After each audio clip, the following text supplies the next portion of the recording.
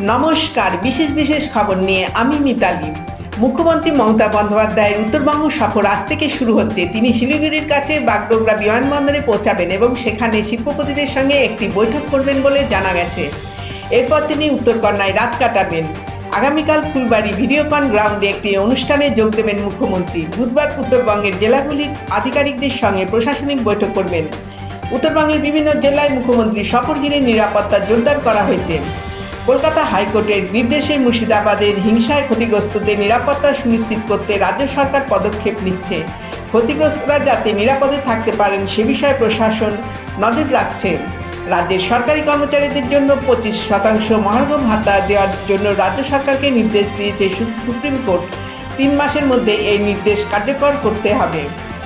কলকাতা থেকে খবর, সল্টলেকের বেঙ্গল শিক্ষা দপ্তরের বাইরে চাকরি প্রার্থীদের আন্দোলন আজ 4র্থ দিনে পড়েছে। নমস্কার।